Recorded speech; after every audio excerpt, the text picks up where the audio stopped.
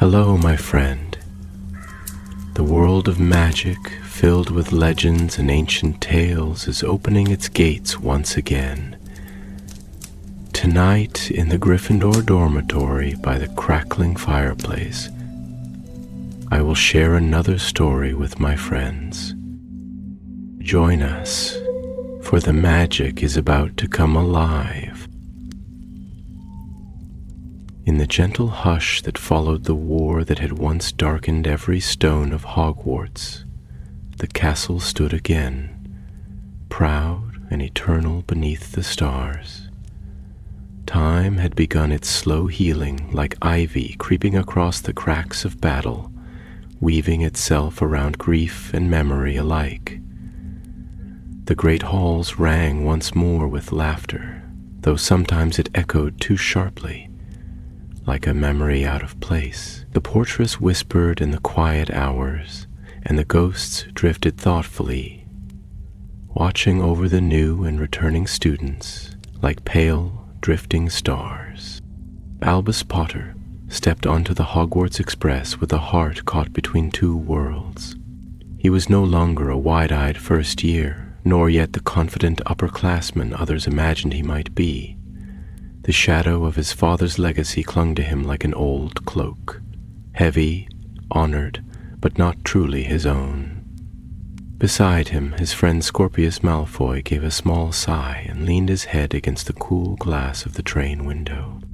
"Back again," Scorpius murmured, his voice barely louder than the wind against the pane. "Think it'll be quieter this year?" "Maybe," Albus replied. "Maybe not." They both knew Hogwarts rarely slept without dreaming. That night, long after trunks were unpacked and beds climbed into, Albus dreamed. At first it was simple, mist curling through endless corridors, soft candlelight flickering against unseen walls, but soon the mist parted, and he stood before a tall, cloaked figure with a mask of black glass. The figure did not move, it only looked at him, and though it said no words, Albus heard them all the same, deep within the chambers of his mind. The dream is the key. He awoke with a start. The dormitory was still, the soft breathing of other boys like the hush of wind in trees. Albus lay still, trying to slow the hammering of his heart. It had felt so real. The scent of smoke, the cold beneath his feet, the voice that was not a voice. Yet when morning came, he said nothing. Until breakfast, Scorpius dropped his toast mid-bite. "You too?" Albus blinked. "What?" Scorpius leaned closer, his voice low. A figure in a dream, black glass mask, said something about a key. Their eyes met, wide with the sudden realization of something neither could explain. And across the table, a girl with silver-streaked hair and an observant gaze was watching them. She tilted her head, owl-like. "You had it too." Albus and Scorpius stared. She gave a small nod. "Calla Wren, Ravenclaw, 3rd year. I see things others miss." "You dreamed of him?" Scorpius asked. Calla nodded. "He called himself Morpheus, and I think he's trying to get out." In the days that followed, more students reported strange dreams, though most dismissed them as nonsense. Yet the trio, Albus, Scorpius, and Calla, began keeping a journal, noting the similarities, the mist, the voice, the black glass mask. And always the same message. The dream is the key. It wasn't until the 3rd week that they found the door. It lay deep beneath the castle, beyond the dungeons, past a forgotten stairwell hidden behind a tapestry of a sleeping dragon. The air there tasted of dust and starlight, as if the world itself had exhaled and never breathed in again. At the end of the corridor was a stone archway etched with runes long faded. In its center shimmered a veil, not unlike the one Harry Potter had once seen in the Department of Mysteries, but this one whispered in tongues only the dreamers could understand. Calla stepped closer. "It's not just a door," she whispered. "It's a boundary. Between waking and dreaming, between here and there." Albus felt the pull of it, like something within him wanted to cross, to step beyond the veil and let the dream take hold. But he held fast. Scorpia touched the edge of the arch. "What is this place?" Calla's voice trembled, not with fear but awe. "I think this is the Veil of Dreams." That night, the dream came stronger. Morpheus stood closer, the mask nearly touching Albus's face. "You found the gate," the voice murmured. "But the key is not metal. It is choice. It is belief. You must open it, or it will open on its own." Albus jolted awake. The wind outside howled like it carried voices. And somewhere, in the depth of Hogwarts, the veil began to shimmer more brightly than before. The following morning brought with it a soft drizzle that clung to the windows of the great hall, silvering the glass and lending the castle a hushed, thoughtful air. Breakfast was a subdued affair. The usual clatter of plates and laughter dimmed beneath the low-hanging clouds and the distant roll of thunder. Yet amid the subdued bustle, Albus Potter sat with his hands clenched around a cup of tea gone cold, his gaze fixed on the far wall, as though trying to see through stone and memory alike. Scorpius Malfoy, seated beside him, had not spoken since they'd left the dormitory. His face, usually animated with a kind of dry wit or quiet curiosity, was pale and still. There was something in his eyes that morning that hadn't been there before, a knowing, heavy and uncomfortable, like a page turned too early in a book one hadn't meant to read. Across the hall, at the Ravenclaw table, Calla Wren looked no less shaken. Her hair, always kept back in a neat twist, was coming loose about her temples, and her fingers traced idle circles on the rim of her plate as she stared into the middle distance. She did not eat, she did not speak, but when her eyes found Albus across the hall, the smallest of nods passed between them, confirmation, unspoken, and solemn. The dream had returned, and it was growing stronger. It was not long before the three of them met again, this time not beneath the school but in the higher reaches of the astronomy tower, where the stars were hidden behind rain clouds and the air smelled faintly of old parchment and forgotten spells. They sat upon the stone floor beneath arched windows, the wind sighing through the cracks, and shared everything they had seen and heard. Said the key is belief, Albus murmured, his voice low. Not something you carry, something you choose. Scorpius nodded slowly, the rain streaking the windows behind him, and that it would open, with or without us. Calla frowned, her clever brow furrowed in thought.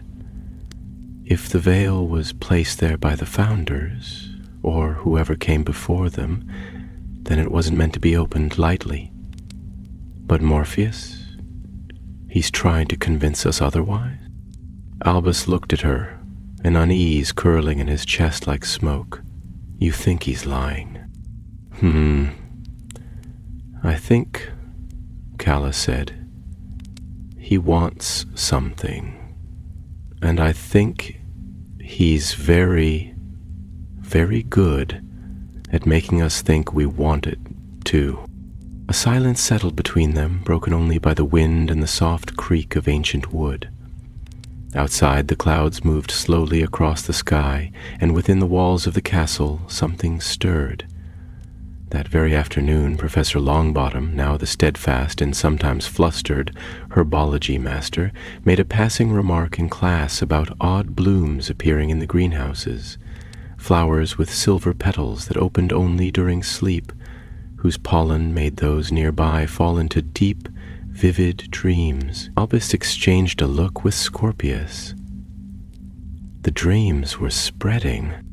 That evening, after the final bell had rung and the castle began to settle into its quiet twilight rhythm, the trio made their way once more to the hidden stairwell behind the tapestry of the sleeping dragon.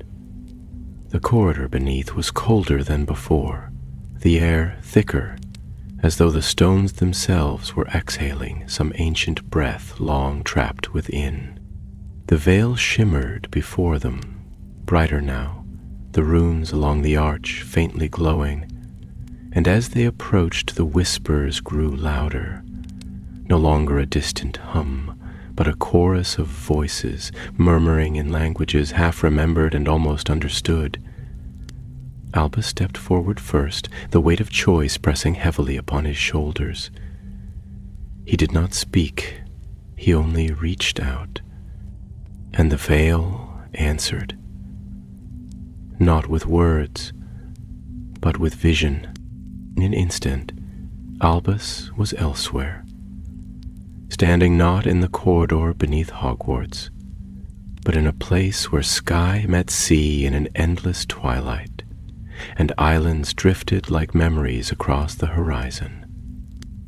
A great tree rose from the center of the world, its branches reaching into stars unseen, and beneath it stood Morpheus. No longer merely cloaked, he was robed in shifting threads of dream stuff, stars and feathers and smoke. And though his face was still hidden behind the mask of black glass, his presence now filled the air like music, like gravity. "You have stepped through thought," the figure said, his voice echoing not aloud but in every corner of Albus's mind. "This is the dreaming. You are not the first to walk here, nor will you be the last." Albus swallowed, though his mouth felt dry. "Why me?" "Because you listened. Because the world of waking has grown weary of its scars, and dreams are the salve that mends, but dreams must be wielded, or they become nightmares." Morpheus extended a hand, long and pale beneath the flowing sleeves. "Help me return. Help me awaken. I can make your fears vanish. I can make your father forget his shadow. I can give you your own name." Albus hesitated. The world around him shimmered with possibility. For a single terrible heartbeat, he felt how easy it would be to say yes. But then, Scorpius's voice, faint but present, like a thread tugging him back. "Huh? Albus, can you hear me? Wake up. You have to wake up." And just like that, the dream shattered. He gasped awake in the corridor, on his knees, the veil still glowing before him. Scorpius was gripping his shoulders, panic in his eyes, and Calla knelt beside them both, her wand trembling faintly in her hand. "You were gone," she whispered. "You weren't breathing. It was like your body froze." Albus blinked, breathing hard. He looked at the veil, then at them. "I was there," he said. "I saw him. Morpheus." Scorpius's jaw clenched. "He's not trapped," Albus said quietly. "He's dreaming, and he wants to wake up." None of them spoke, The veil continued to whisper. Somewhere high above them, in the spires of the castle, a bell rang once, but none of them moved. They had crossed a threshold. What lay ahead could no longer be ignored. The days that followed drifted by like mist curling through the grounds of Hogwarts, thick with unease and strangeness. There was a hush in the air, an unspoken tension, as though the castle itself were holding its breath. Though lessons continued and students bustled through corridors and common rooms, a subtle current ran beneath it all, a quiet stirring, like something old and slumbering beginning to turn in its sleep. Albus, Scorpius, and Calla met often, though never in the same place twice. The veil had changed something between them, binding them together in a way not even they entirely understood. They had touched the edge of something vast, something ancient, and though they tried to go about their days as before, none of them could quite shake the feeling that they were being watched, not by people, but by the very fabric of Hogwarts itself. The dreams had grown stranger. Students whispered about falling asleep in the library and waking up in their beds, covered in dust or soot or, most unsettling of all, pollen. Professor Longbottom had since barred the greenhouses to all but staff, muttering about aggressive root systems and nocturnal blooming cycles, and even the portraits seemed to flicker more often, their painted eyes darting in and out of sleep like they too were caught in some half-world between waking and dreaming. And then, one evening, a fourth dream emerged. They were in the owlery, seeking quiet and sky, when a voice behind them said, quite suddenly, "You're not the only ones." It was a boy, tall and soft-spoken, a Slytherin named Thorn Avery, whose family name carried whispers in both directions, of darkness past and uncertain present. His eyes, a pale gray-green like old storm clouds, held the weary look of someone who had not slept in peace for a very long time. "I saw the veil," he said without needing to explain how. "I saw Morpheus too. He offered me my brother back. He's been gone since first year. Fell from his broom. There was no body, just air." Calla, who never missed a detail, looked at him with searching eyes. "Did you believe him?" Thorn didn't answer right away. When he did, his voice was barely more than a whisper. "I wanted to." There was no mocking, no suspicion, only silence, thick and understanding. From that night on, Thorn became the fourth. He brought with him knowledge they hadn't possessed, stories passed down through his family of a time before the Founders, when magic walked as dreams and dreams shaped the waking world. There had been others like Morpheus, he said, though none remembered their names now. Some had been sealed in stone, some in stars, and one, it seemed, behind a veil beneath a school built to keep secrets. As October deepened and shadows lengthened across the castle walls, their search turned from discovery to protection. The veil, once a whisper, had begun to call to others.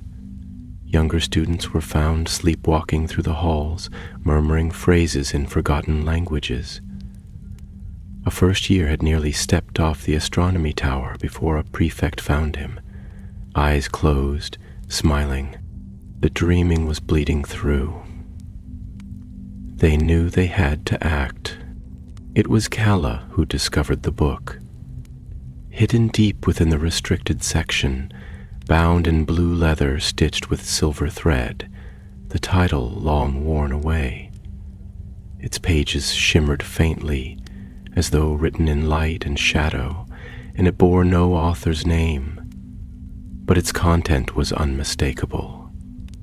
It spoke of the Somniari, an order of witches and wizards who once walked the dreaming as easily as land. They were both guardians and weavers, able to bind dreams, craft protections, and even enter the dreams of others to defend against those who might twist sleep to their will. And among their ranks, the name Morpheus appeared, not as villain or prisoner, but as a fallen prince. Once, he had been a Somnari of great renown, a keeper of dream realms and guardian of the subconscious. But power had clouded his purpose, and he sought to awaken the dream permanently, to replace reality with fantasy and merge the two. The others, fearful of what such a world might become, sealed him beyond the veil with the only magic strong enough to hold him: belief itself. "Not a prison," Kala murmured, reading aloud from the page, her finger trailing the ancient script. "A mirror, one that reflects your deepest wish and asks you to choose." "Which means," Scorpius said grimly, "if too many people believe in what he shows them, the seal breaks." And already belief was spreading. They needed to understand more, not just what Morpheus was, but how to stop him. It was Albus who suggested they return to the veil, not to open it, but to enter the dreaming with intention. If the veil was a boundary, then there must be a way to cross it without surrendering to it, to walk the dream as the Somniari once had. Thorn agreed, though with caution, and Kala began studying the weaving of protective spells from the book, runes that shimmered like candlelight when drawn with wand and will.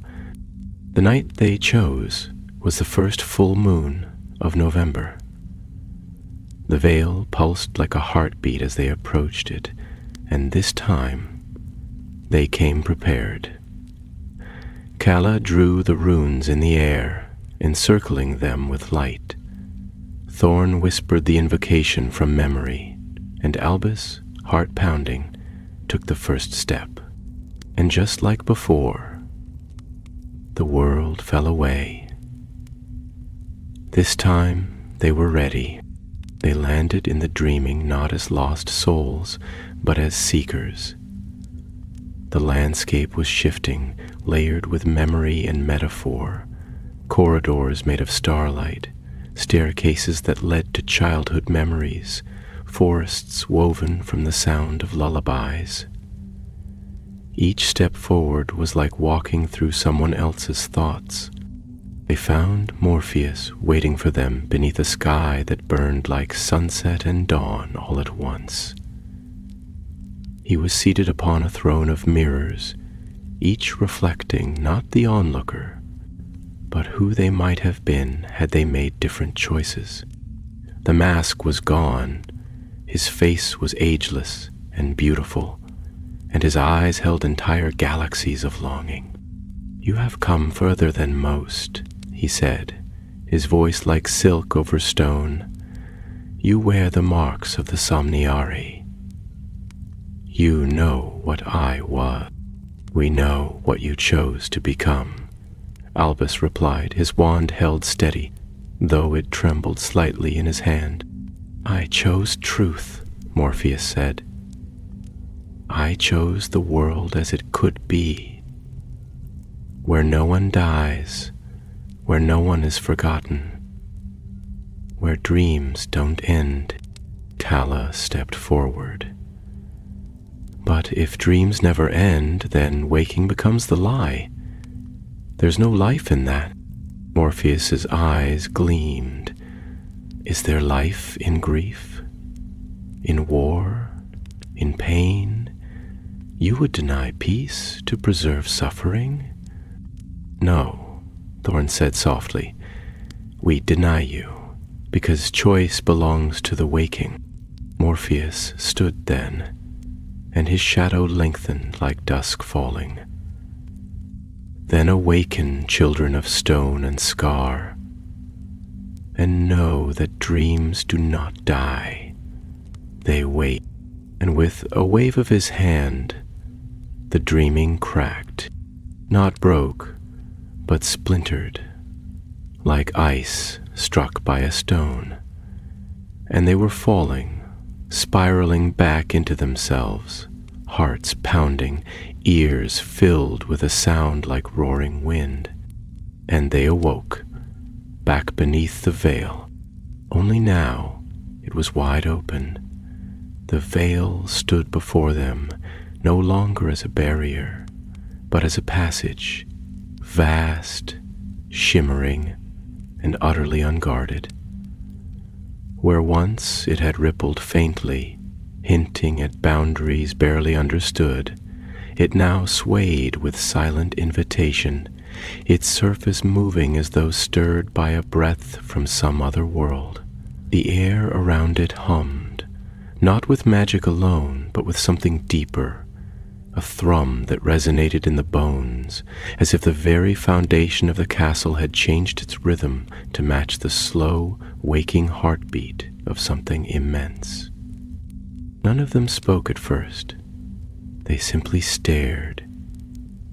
Albus, wand still clenched in hand, felt his pulse racing in tandem with the veils. He was aware of his friends beside him. Scorpius, his brow creased with quiet dread. Calla, her eyes sharp and calculating behind a veil of fear, and Thorn, standing a little apart, as if he had known this moment would come and wished in vain to stop it. "It's open," Calla said at last, her voice barely above a whisper, though in the echoing silence it rang like a bell. "He's done it," Aris sang. Albus nodded slowly, his mind thick with memory. The realm of the dreaming, Morpheus's throne of mirrors, the shattering sky. They had confronted him. They had spoken the truth, but it had not been enough. He had not needed their permission, only their presence, their belief. "We gave him what he needed," Albus said, not in accusation, but in grim understanding. "By entering the dreaming, by drawing on the power of the Somniare, we gave him form. We acknowledged him." Calla closed her eyes for a moment. "And now, so long as belief continues, so long as people keep dreaming of him, he grows stronger." A sudden chill swept through the corridor, a draft that did not come from wind or weather, but from the veil itself. It whispered in tongues that were neither kind nor cruel, voices layered upon one another like petals on a rose, delicate, numerous, and impossibly old. Scorpius took a step back, though he did not look away. "We need to tell someone. McGonagall, Flitwick, even Longbottom. Any..." Calla shook her head, her voice firm now, grounded in logic that would not bend to panic. "We can't. They haven't seen what we've seen. They won't understand the dreaming or how belief fuels it. They'll think it's some old enchantment gone awry, some relic waking by accident. But this isn't accidental, it's willful. He is choosing to wake, and the only people who can stop him are those who've already walked where he walks." Thorn's jaw tightened. "Then we stop him, before he passes through." But the veil shivered again, and this time it spoke not with voice, but with vision. The stone walls melted into dream stuff, shimmering, shifting illusions of faces in places that did not belong here. Albus saw his father, younger and whole, standing in the sunlit garden of the burrow, his glasses crooked and eyes full of pride. He saw Lily Luna laughing as she flew above the Quidditch pitch, her hair streaming behind her like fire, and he saw himself, not as he was, but as he might have been, bold, unburdened, standing beneath the Sorting Hat as it shouted "Gryffindor" with unwavering confidence. He blinked, and it vanished. The corridor was still once more, but the effect remained. A pull deep in the soul toward the dreams that could have been. "He's not coming through," Albus said, his voice low. "He's bringing us in, one by one." Already it had begun. By the next morning, a dozen students were missing from their beds. No alarms had sounded, no wards had been tripped. Their dormitories remained untouched, their robes hung neatly, their trunks undisturbed. The only trace left behind was a faint shimmer in the air, and upon each empty pillow a single silver feather. The professors were alarmed but baffled. Magical detection yielded nothing. The portraits gave no account. Even the ghosts, nearly headless Nick, the Grey Lady, and the Bloody Baron himself, could only report strange silences and coldness in the places where the students had vanished. Some began to speak of enchantments, of hidden passageways or cursed artifacts. But the truth, the terrifying, impossible truth, remained with the four who had seen beyond the veil. "We have to go back in," Albus said, seated in the quiet shadows of the library's deepest corner. Around him the others sat in silence. The silver-feathered bookmarks Calla had gathered from each student's bed laid before them in a neat row. 12 now. 12 lost to the dreaming. Scorpius looked up, his expression taut with concern. "And if we can't bring them back," Paula's eyes met his, "then we don't come back. Not until they do." Thorn nodded once, and that was all. The preparation was swift but careful. Calla crafted new protective runes from the ancient book, weaving them into charms worn beneath their robes. Scorpius, whose father's vault still held relics from the Second War, brought a vial of essence of silvermint, a substance said to preserve clarity in the face of mental enchantment. Thorn offered a blade, dull and ceremonial, etched with the sigil of the Somniar, and Albus for his part brought only the strength of his will, the weight of what he had seen, and the echo of a voice that had called him by name from within a dream. They returned to the veil beneath the sleeping dragon, its tapestry now faded and tattered as though aged by centuries rather than weeks. It was darker this time, the shimmer of the veil dimmer but no less alive.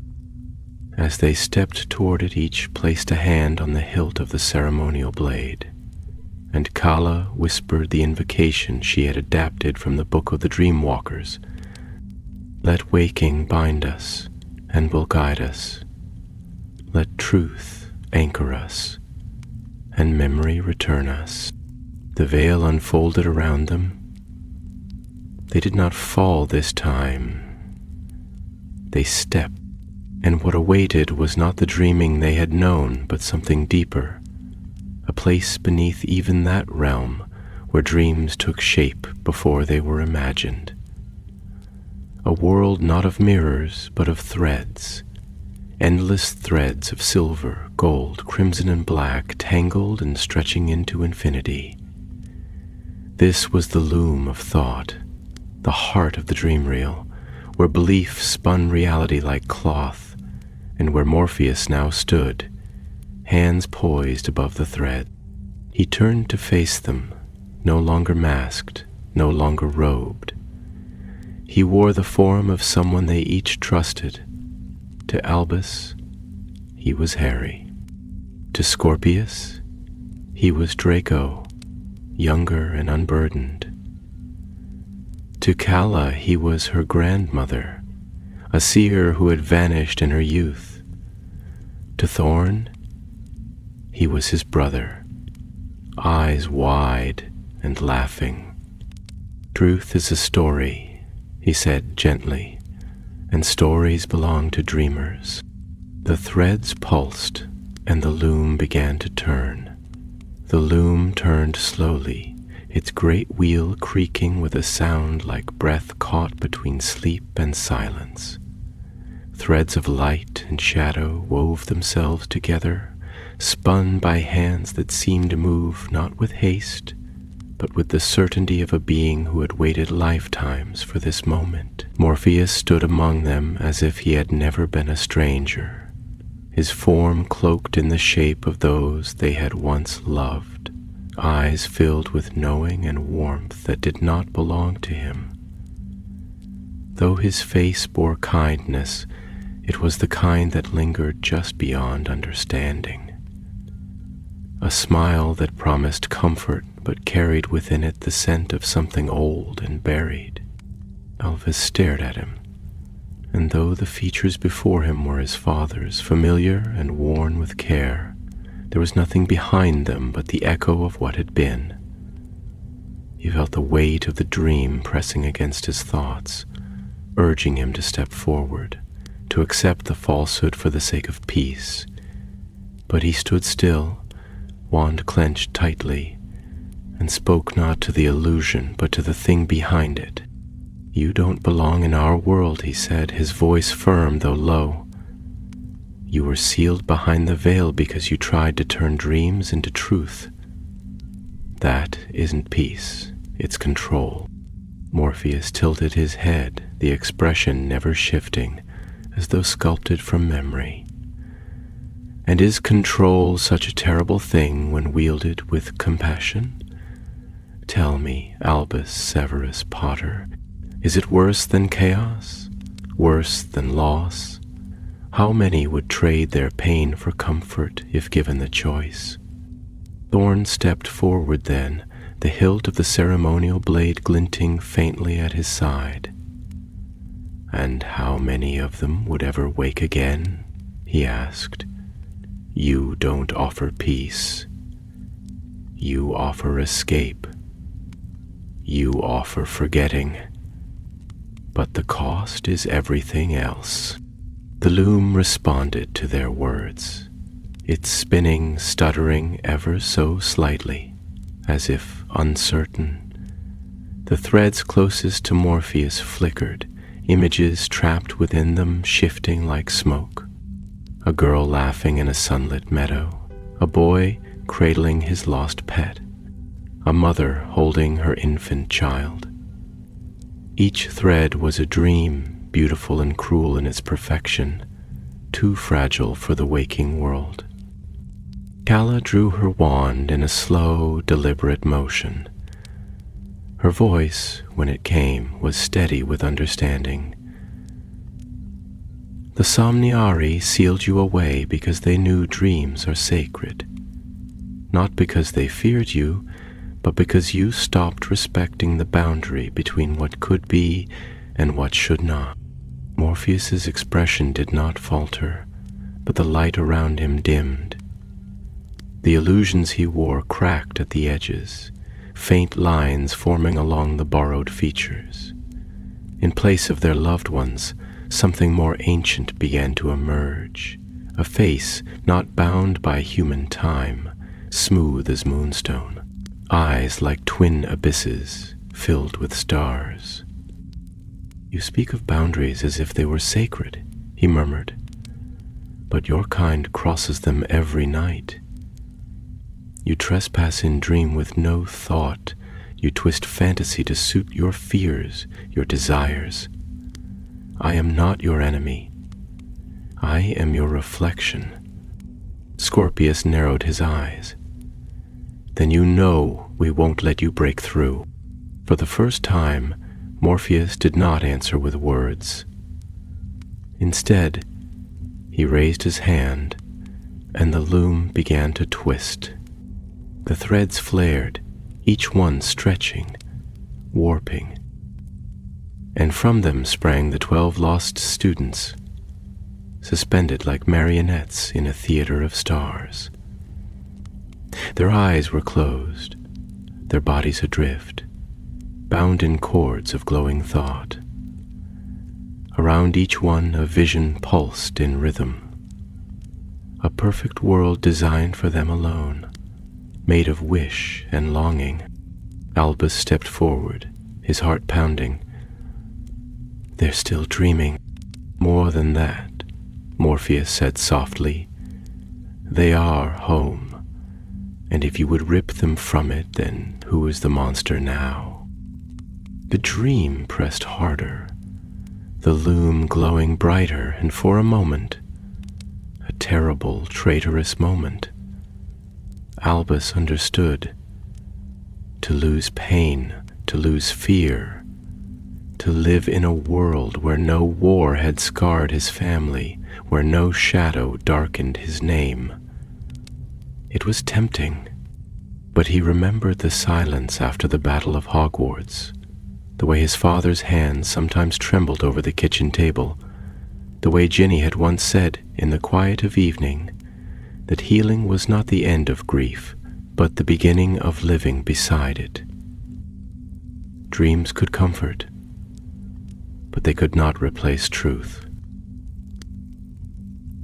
He turned to the others and saw the same choice waiting in their eyes.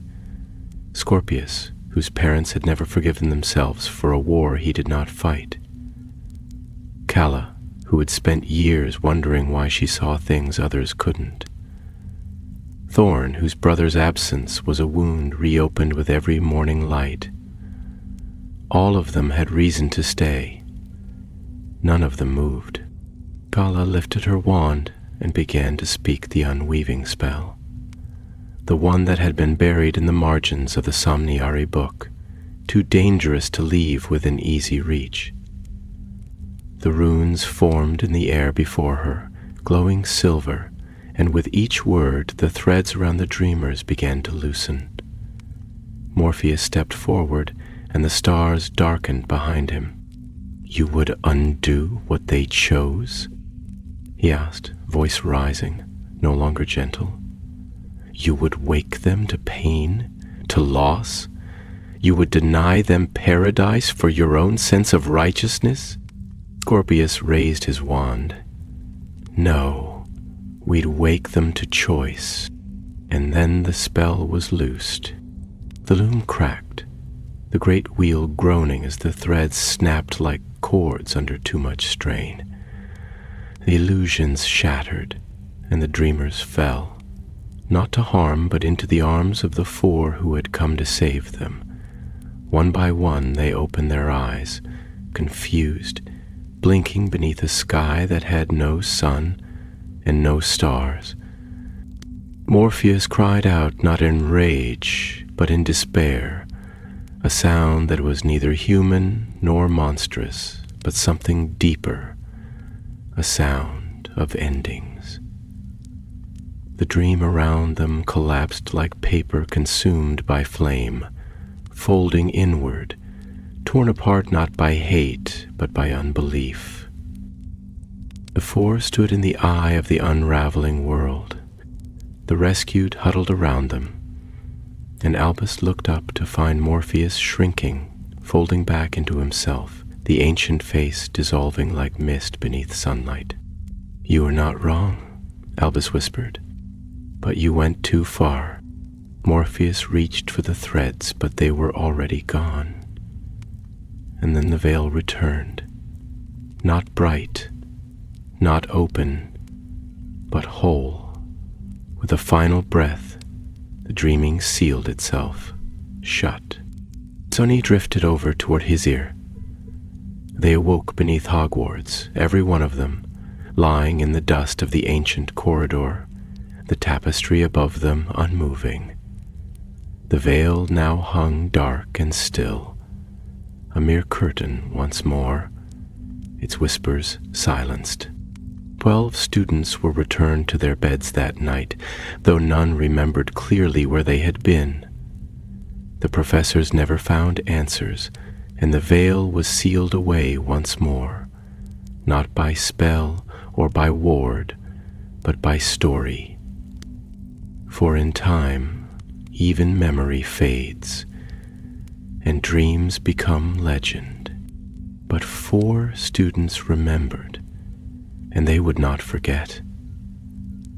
In the weeks that followed the closing of the veil, Hogwarts slowly returned to its familiar rhythm, though the rhythm had changed in ways not easily named. The bells still rang out each morning, and the staircases still creaked and wandered at will, but a hush had fallen over the corridors, an invisible veil of its own, not one of magic, but of memory.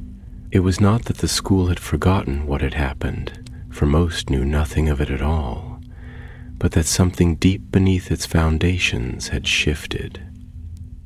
The castle, ever ancient, ever watchful, had borne witness to yet another battle within its walls, one not fought with spells or curses, but with truth and choice. The 12 dreamers who had vanished into the dreaming returned to themselves slowly, as though waking from a sleep too deep for time to measure.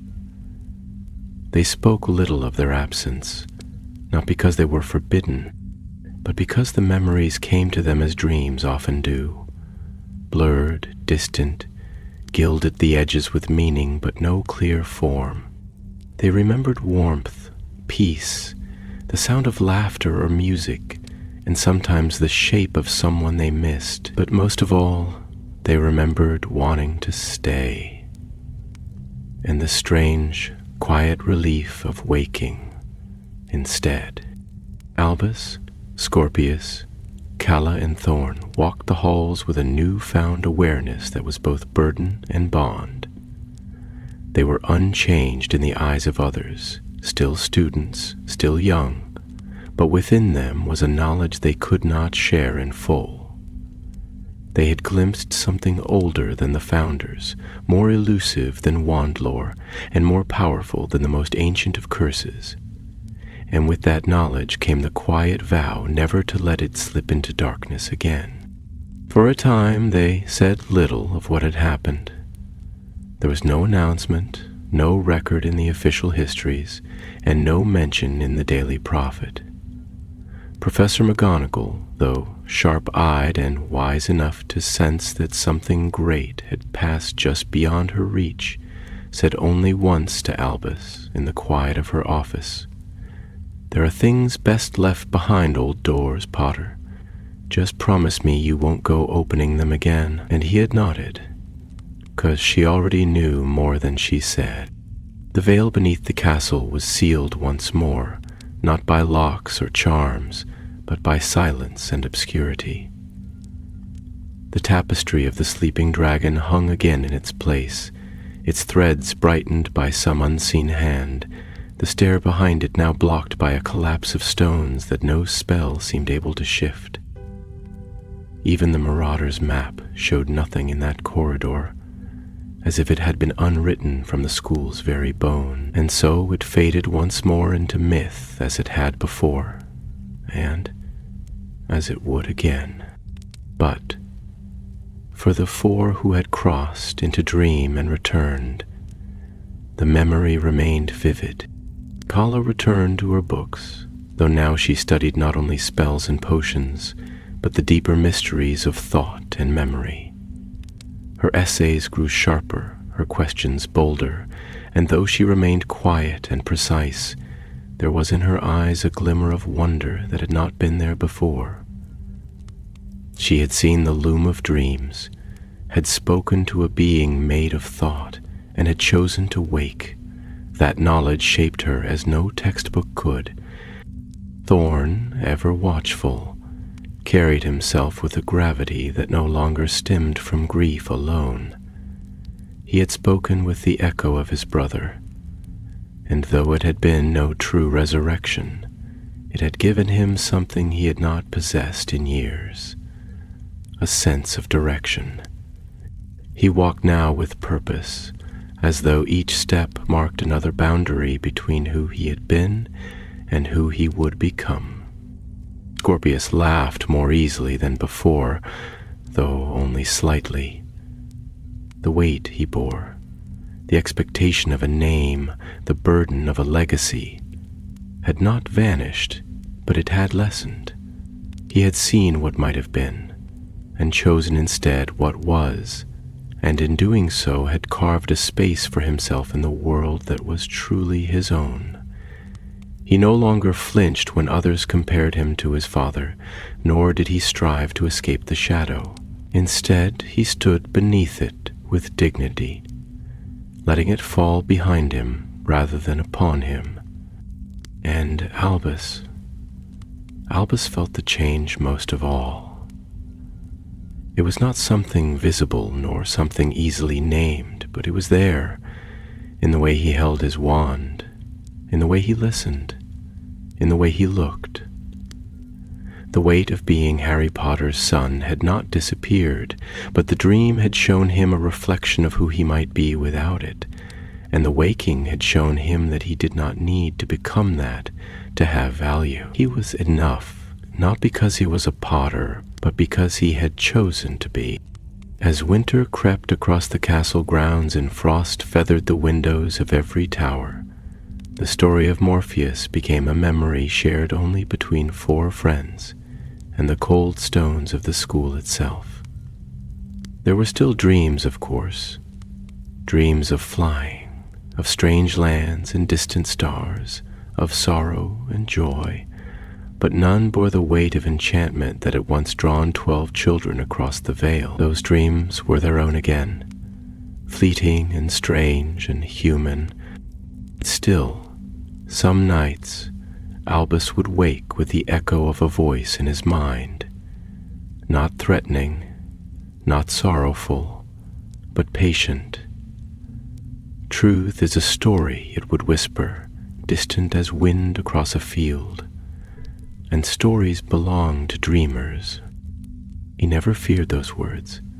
He simply rose, walked to the window, and looked out across the sleeping grounds of Hogwarts, where snow lay soft upon the stones, and the castle dreamed its ancient dreams.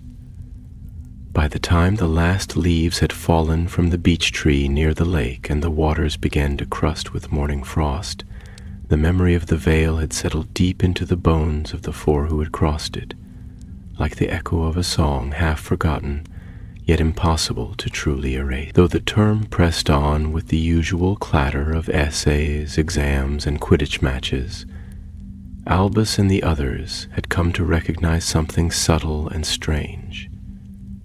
That once you had walked the boundaries of dreams and returned, the ordinary world never quite fit the same way again.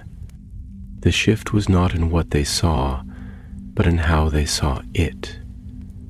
Albus found himself listening more closely to the murmurs of the castle, noticing the way torches flickered when no one passed, or how the air changed as he stepped between corridors, as though Hogwarts itself were breathing more deeply now. Calla said she'd begun to hear whispers in the turning of book pages, not words exactly, but impressions, traces of emotion left behind by readers before her. She recorded them meticulously in a new journal she refused to share, insisting it was nothing more than imagination, though the gleam in her eyes suggested otherwise. Scorpius had taken to walking the castle late at night, accompanied only by the marauder's map and a quiet mind that never seemed fully still anymore. He said it helped him think, but more than once he had returned with a look that spoke of things glimpsed in shadowed corners or behind half-closed doors, things he didn't care to describe. When asked if he thought the dreaming had truly gone, he simply shook his head and said, "Not gone, sleeping again, like it always has." Thorn, meanwhile, had grown quieter, though not in the way he had once been. His silence was different now, like that of someone who carried secrets not out of fear, but because he understood the weight of keeping them. He had begun spending long hours in the Owlery or at the edge of the forbidden forest, sketching with surprising grace for someone so reserved. What he drew he would not show, but the edges of his parchment often bore the shapes of feathers, constellations, and doorways not found anywhere in Hogwarts as it was, or perhaps only not as it was now. Despite the return to routine, none of them truly believed it was over. They had read too deeply, stepped too far, and heard too many truths spoken in voices not their own. It was not merely that Morpheus had once awakened. It was the knowledge that he could again, and that if he did, it would be through the minds and dreams of those least prepared to resist, where belief, once kindled, never dies completely. It lingers in stories, in longing, in the hearts of those who seek what the waking world cannot give. Still, they were not afraid, not in the way they had been before. What had begun as a mystery had become a purpose, and while they had not set out to be guardians of anything, they had become something like it all the same. It was near the end of the term when the second disturbance occurred, not as dramatic or as terrifying as the first, but enough to set their hearts beating with old rhythm. A second-year Ravenclaw girl had fainted in the Transfiguration courtyard after claiming she'd seen her grandmother walking beside her. Though the woman had passed away years before, when questioned, she said the vision had faded like mist in sunlight, and that she hadn't been afraid at all. She had only felt safe. When Albus and Calla spoke to her that evening, she recalled the figure had whispered something to her before vanishing, not in English, but in a language she didn't know, and yet she understood it perfectly. Sleep well, little dreamer. The veil is never truly shut. That night, Albus stood once more before the tapestry of the sleeping dragon. It fluttered faintly, stirred by a breeze that could not have come from within the castle, and though the stones behind it remained unmoved and whole, the air was different, thicker, more watchful. He ran his fingers along the edge of the tapestry, pausing as his thumb brushed over a newly loosened thread that hadn't been there before. It shimmered faintly, silver in the moonlight, and then dulled once more to red. In the common room, he found the others already waiting. Thorn was seated in the far corner, eyes half closed, as if he'd known Albus would come. Calla was paging through a stack of parchment, most of it marked with unfamiliar runes, while Scorpius sat curled near the fire, his wand resting across his knees. "It's not done," Albus said, though he knew he didn't need to. Calla nodded without looking up. "It never was. We only closed a chapter." Scorpius gave a dry laugh, though not an unkind one. "Well then, what's the next one called?" Thorn opened his eyes slowly, his voice low. "Hogwarts, Morpheus, same as the first. The story didn't change. We did." The fire crackled. The wind outside the windows picked up, and in the depths of the castle, a soft sound stirred the air. Not a voice, not quite, but the suggestion of one, like the breath between thoughts. It was not menacing, but it was aware, and the four of them heard it as clearly as if it had spoken. Not a warning, not a threat, a promise. And so they waited, not in fear, but in readiness, knowing that dreams are not just visions, but doors, and some doors once opened, remember the hand that turned the key. The first snowfall came in the early hours of the morning, silent and unhurried, laying a soft white blanket across the grounds of Hogwarts, as though the sky itself had decided to hush the world below. When the students awoke, the castle windows shimmered with frost, and the courtyards bore no trace of footstep or broom. only the delicate lacework of wind-blown snow catching the pale gold of winter sun. There was always something magical about the first snow, something that even the most jaded seventh year paused to admire. But this year, there was a stillness beneath the beauty that did not sit quite right. The four who had walked the dreaming met beneath the beech tree by the lake, its bare branches etched against a sky of low gray clouds.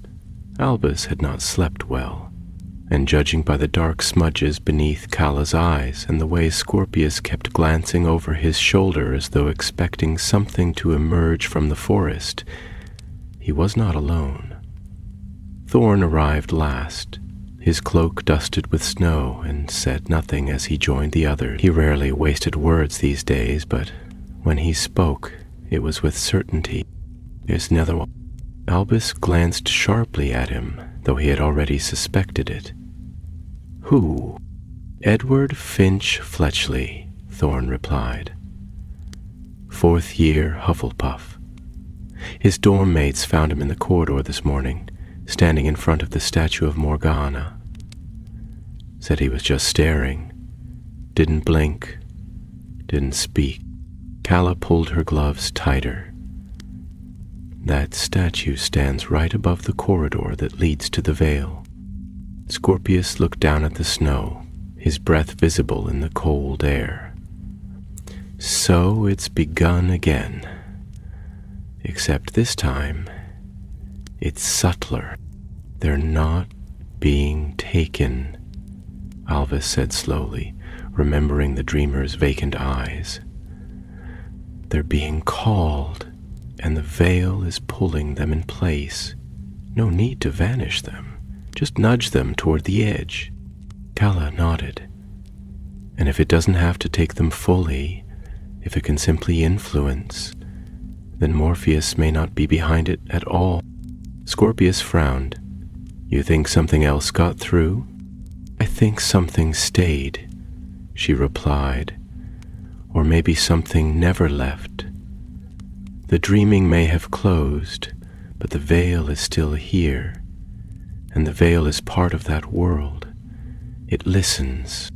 That evening, they returned once more to the library, seeking not spells or enchantments this time, but accounts, rumors, myths, hidden tales buried in the books no one read unless they were desperate or foolish. In a weathered volume of Founderier scrolls, Albus discovered a passage that sent a chill through him, sharper than the wind outside. "There were once 5.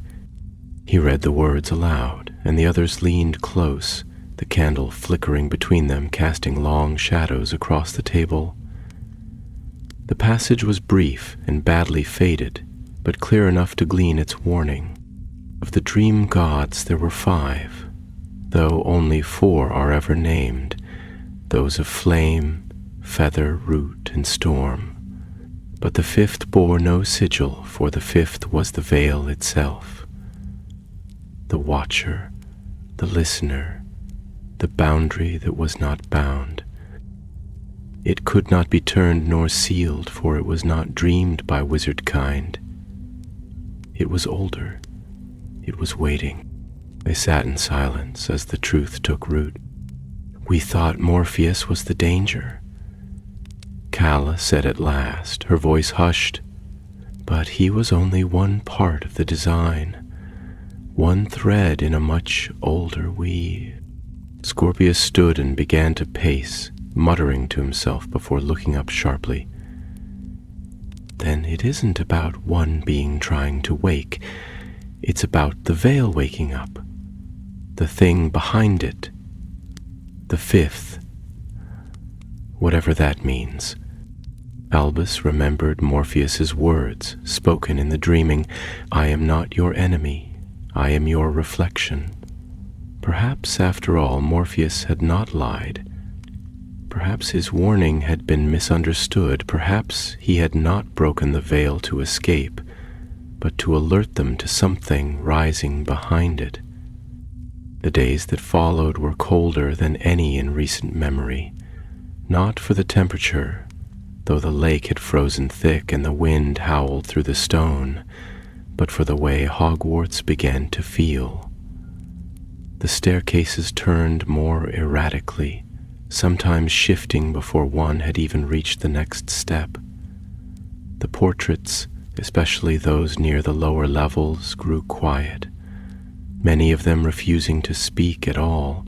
Sir Cadogan claimed to have seen a door open and close by itself 7 times in one night, but when questioned further, he only muttered about whispering walls and vanished from his own frame for 2 days. Then came the second student. This time, it was not sleepwalking or stillness, but speech. Rosie Dunhill, a 5th-year Gryffindor with a mind as sharp as any Ravenclaw, was found in the courtyard reciting a poem in a language none of her friends recognized. When Professor Olyenka attempted to calm her, Rosie turned and spoke in a voice not her own, low, resonant, ancient. They listen now. They remember the old name. The boundary breathes again. The spell to silence her failed. The charm to wake her had no effect.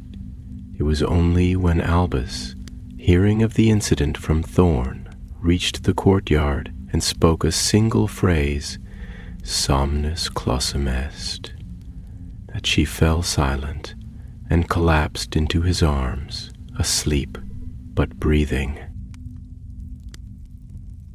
When she awoke, she remembered nothing.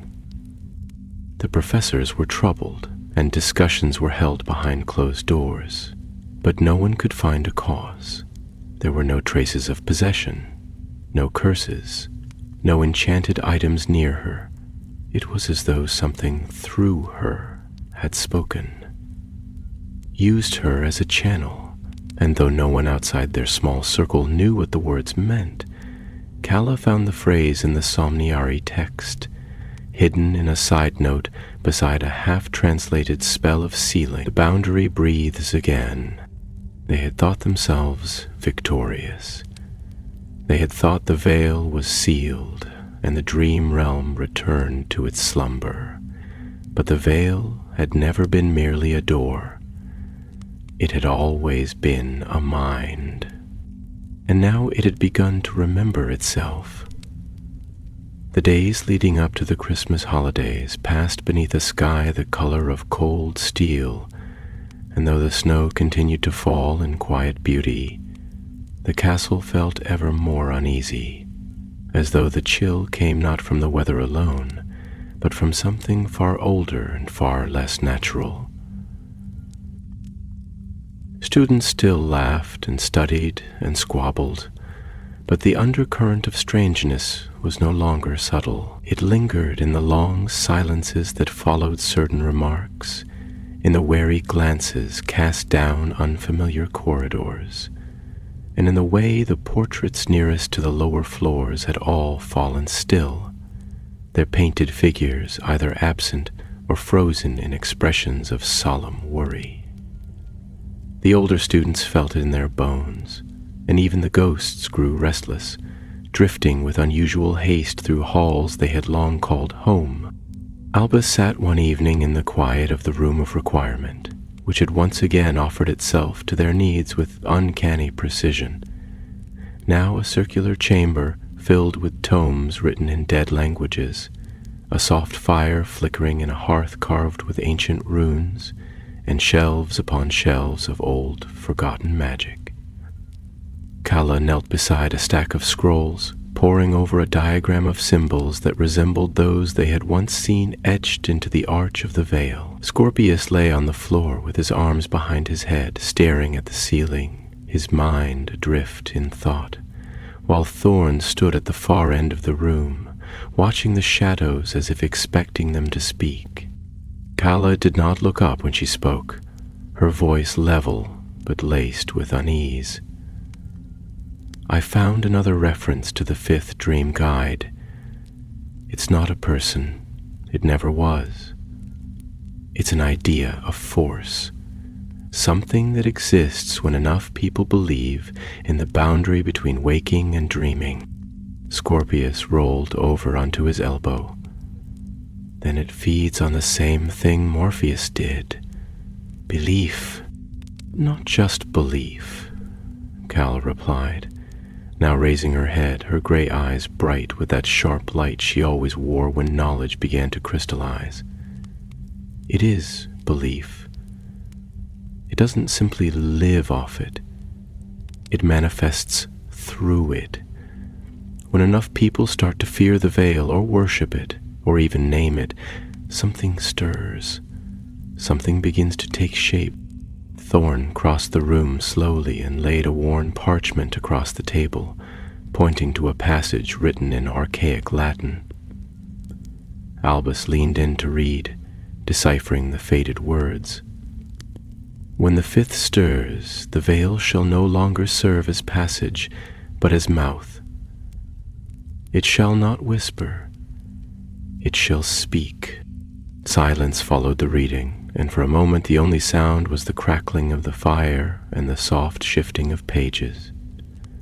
Then Scorpius said, more to himself than the others, "It's not trying to reach us. It's trying to be heard. It wants to exist in our world the same way it does in dreams, through voice." Albus stood slowly, hands clenched in thought. If it's beginning to manifest, even partially, then we have a far worse problem than Morpheus ever posed. He was a dreamer who broke the rules. This is the rule breaking. Calla looked up at him, her voice tight.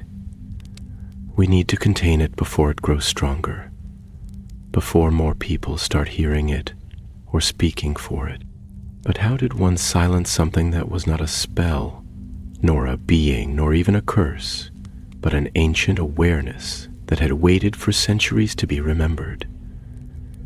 It was not as simple as casting a charm or conjuring a barrier. The veil was not a thing to be destroyed. It had always been part of Hogwarts, buried beneath its foundations, older than even the stones. The Somniari had sealed its influence once by drawing it inward into silence, by forgetting it deliberately, but now that knowledge had returned, and with it the slow turning of the loom once more. That night, as the others slept, Albus wandered the castle alone. He passed by the windows that faced the lake, their panes glazed with ice, and walked the upper corridors where the stars could be glimpsed through the ancient glass domes above. There was a stillness in the air, as though even time had paused to listen. And then, just as he turned the corner past the fourth-floor archway near the Ravenclaw Tower, he heard it, a single note. It was not a voice, exactly, nor a sound in the traditional sense, but a resonance, like the chord of an unseen harp strummed somewhere deep in the stone.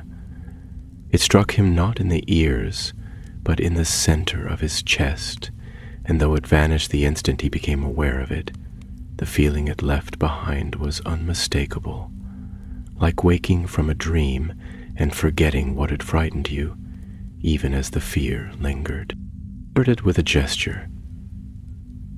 He hurried back to the room of requirement, heart pounding, and found Thorne already awake, standing at the window with his arms crossed. The older boy didn't turn as Albus entered, but spoke in a low voice. "You heard it too." "Yes," Albus replied. It started. By morning, 4 more students had fallen into trance-like states, though they recovered quickly. Each reported the same thing. A sound, a presence, and then the memory of a place they had never been. A hall of endless arches with a single curtain swaying in the wind. They didn't remember walking or how they'd arrived, but each of them described the scene identically. Calla wasted no time.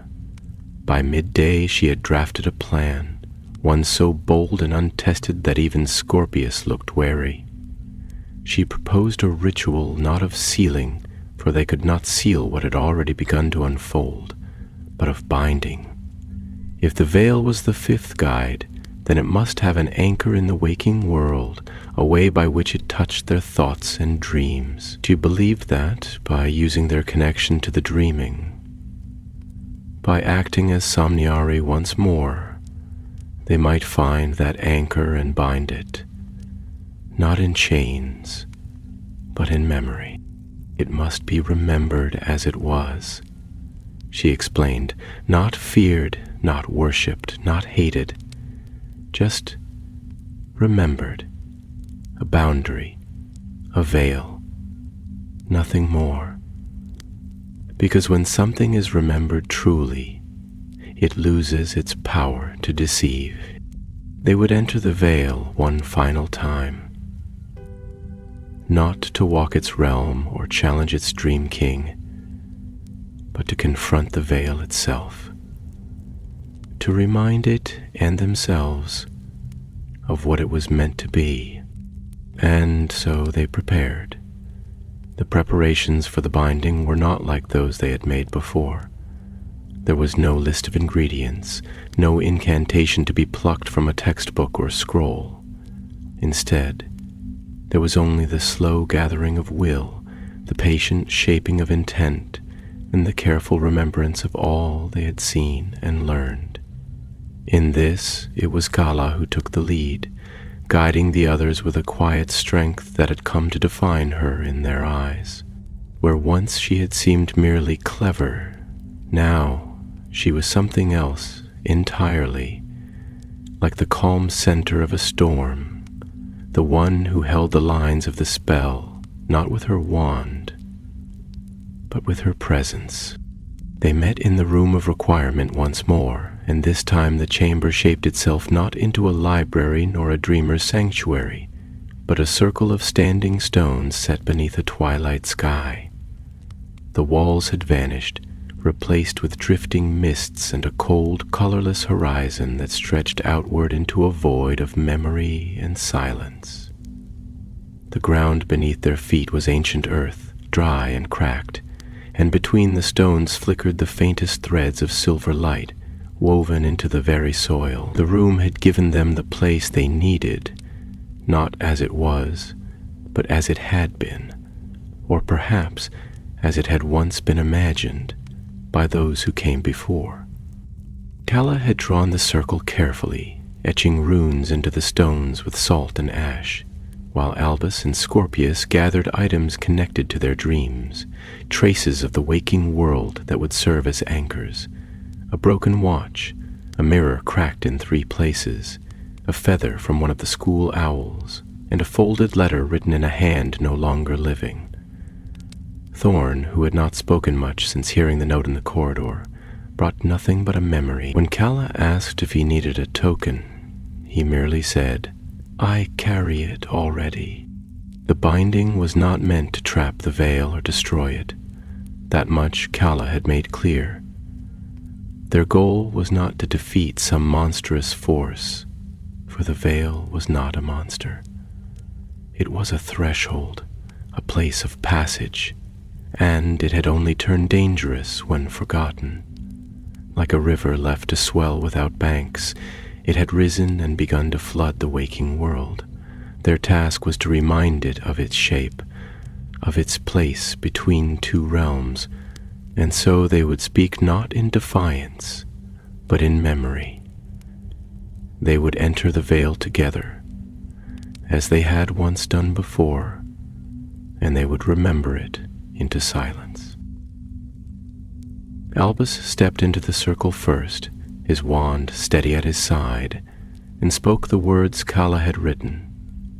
They were not Latin, nor any known tongue, but a rhythm, a cadence drawn from the dreams they had shared, the stories they had walked, and the truths they had chosen.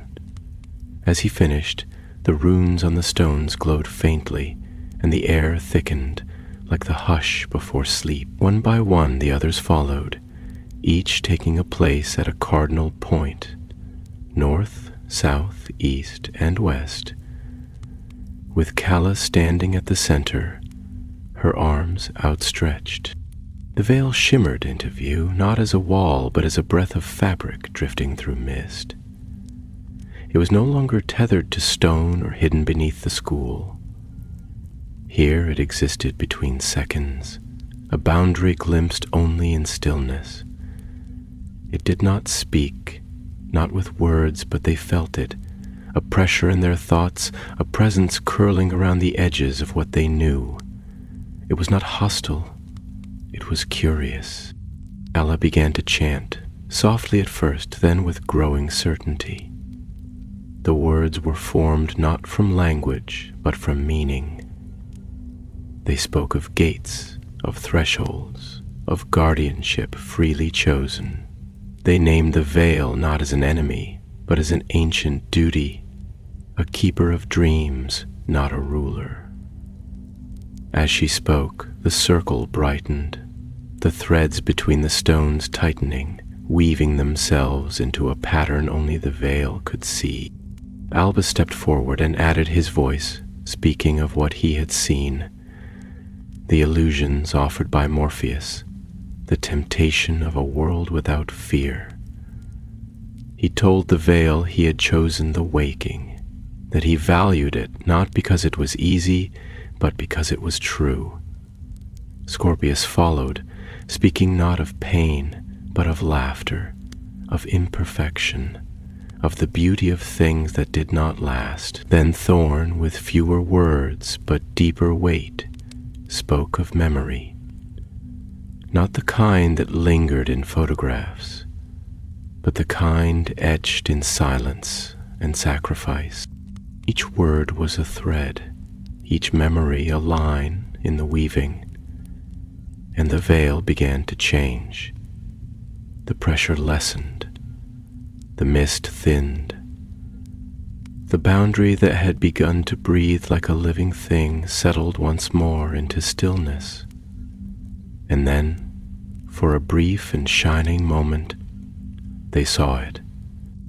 The veil as it had once been. Not a weapon, not a voice, a curtain of possibility. It shimmered with colors that could not exist in the waking world.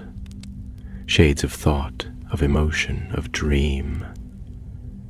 It flowed like water, danced like firelight, and at its center was peace.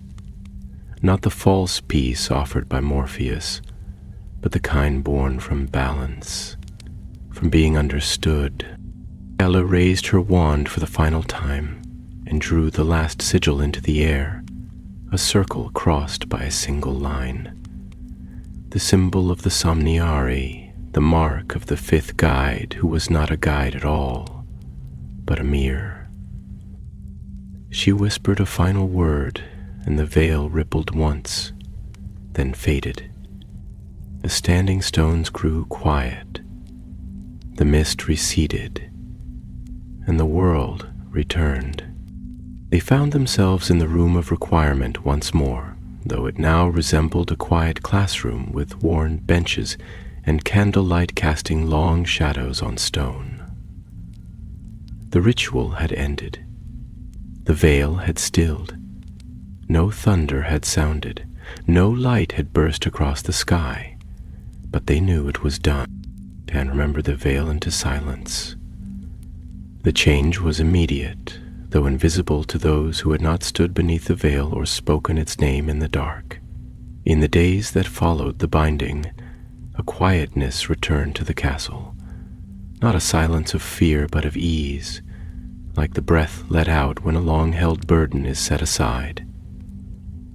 The students stirred from their troubled dreams, and those who had wandered the corridors with vacant eyes began to sleep peacefully once more. The portraits resumed their watchful chatter, the staircases settled into their eccentric but harmless habits, and even the ghosts, who had grown solemn and distant, floated again with a kind of melancholy grace, their transparency restored by a sense of order reasserted. For Albus, Scorpius, Calla, and Thorn, there was no great fanfare, no house points awarded, no ceremony or speech, no name in a history book. They moved through the castle as they always had, their faces unchanged, their robes just as rumpled, their hands ink-stained from essays and their minds occupied with the mounting pressure of approaching exams. But something in them had shifted. Some quiet understanding had rooted itself too deeply to be shaken loose by the passing of days. They had seen the veil open not once but twice, and returned each time with knowledge that did not fade in daylight. Albus found he no longer carried the name Potter as though it were armor or chain. It was not that the weight of it had vanished, rather he had learned to carry it differently. He no longer flinched when teachers paused before calling on him, nor did he feel the need to perform or prove.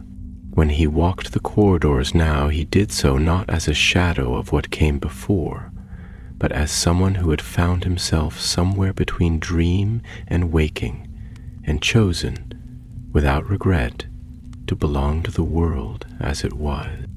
Scorpius, always sensitive to things unsaid, seemed steadier than before, less quick to fill silence with wit, though he had not lost his humor.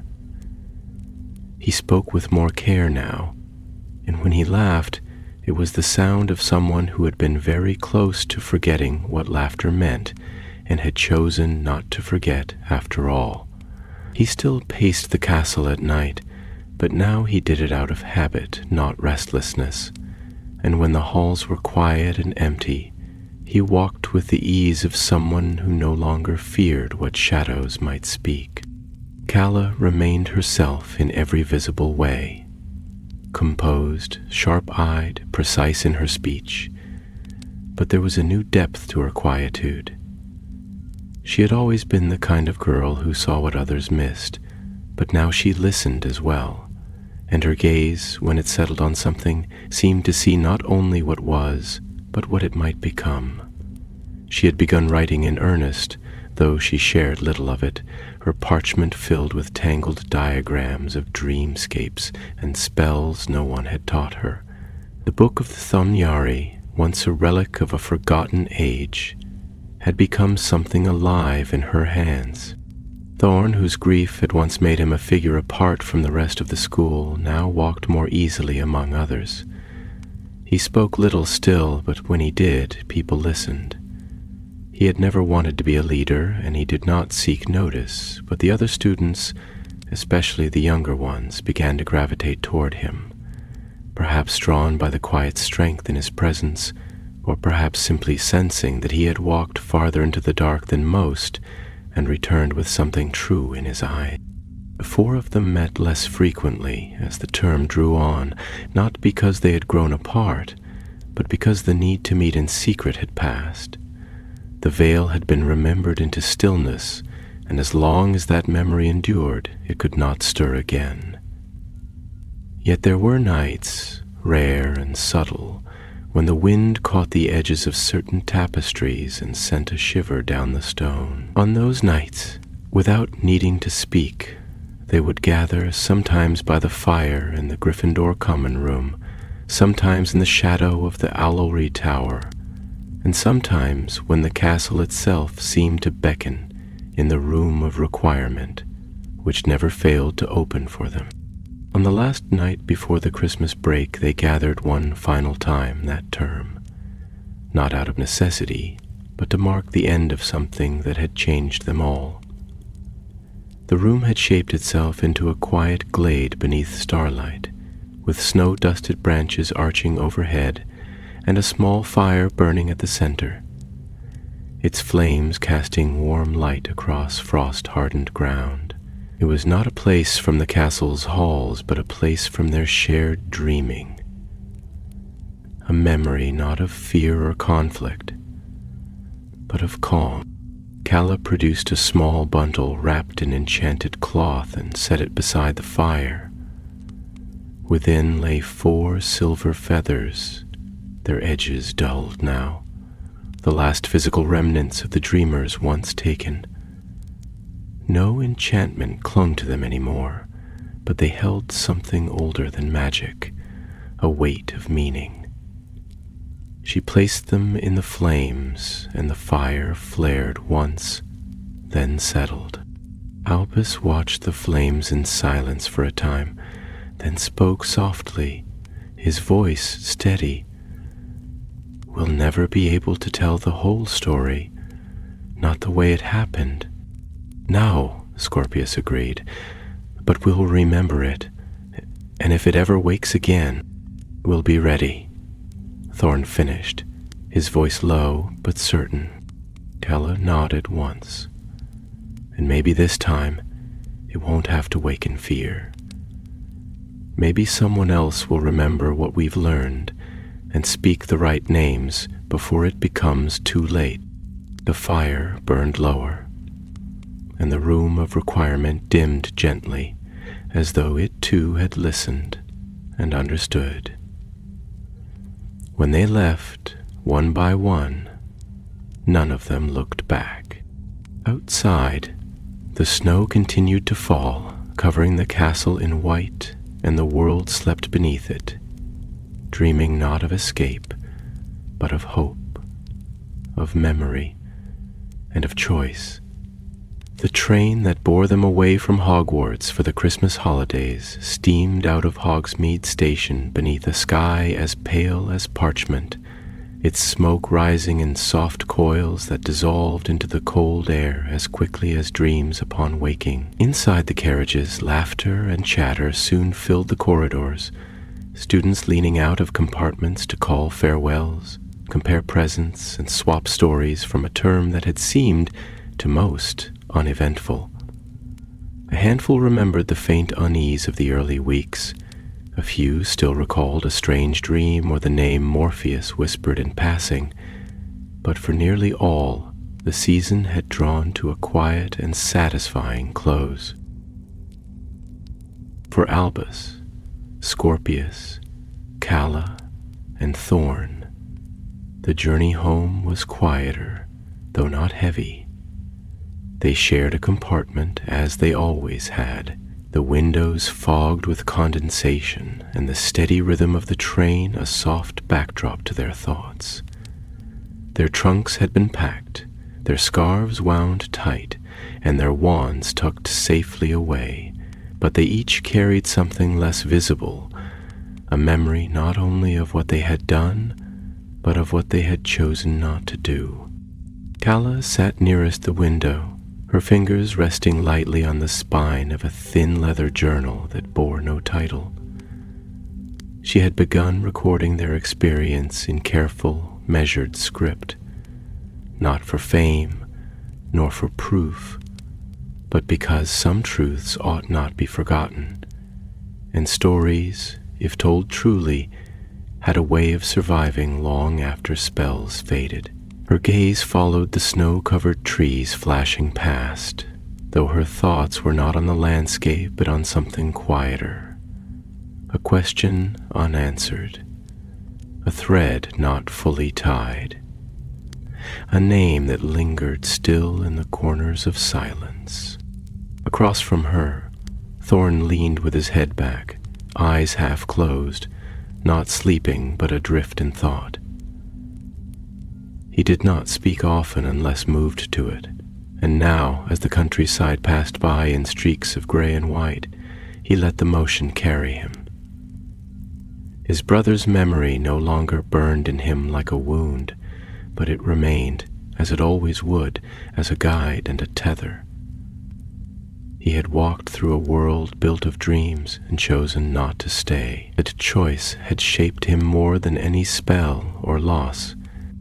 Scorpius, curled in the corner with his knees drawn up and a book open across his lap, was reading but not truly absorbing the words.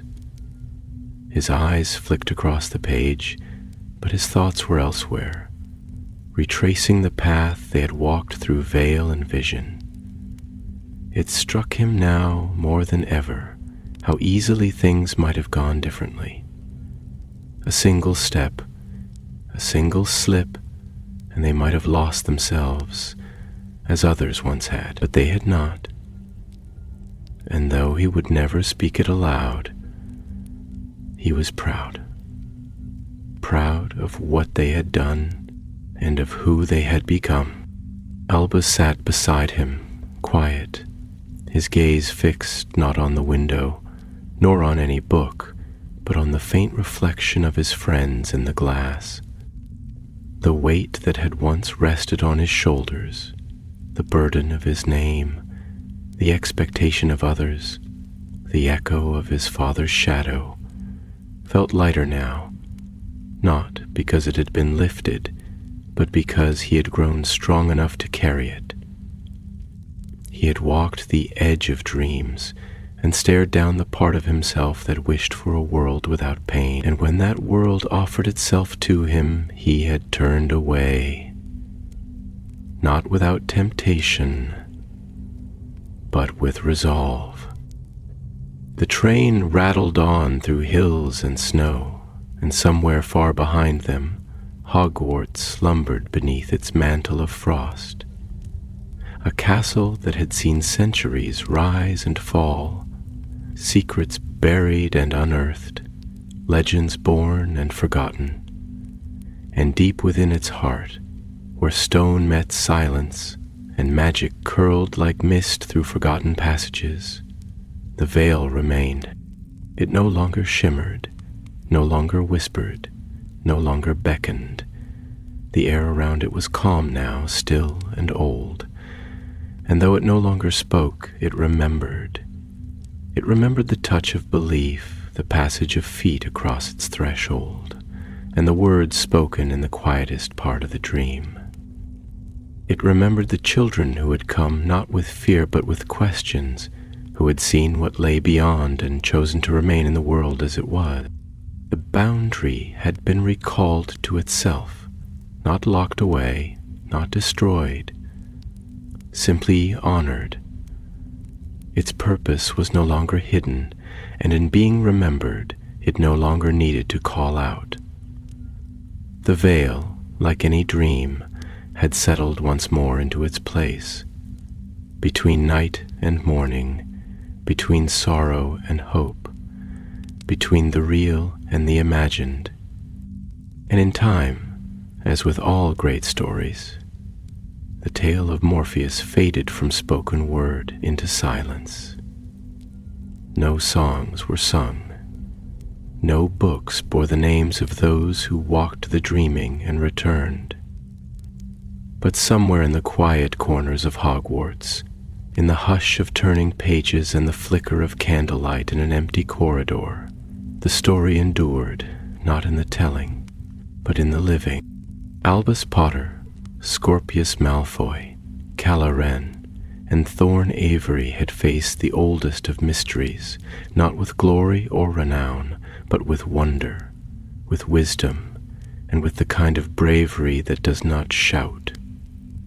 And though they each took different paths in the years that followed, some into study, some into healing, some into the slow work of rebuilding what had once been lost, they remained bound by something no spell could name. They had walked through dreams and chosen to wait.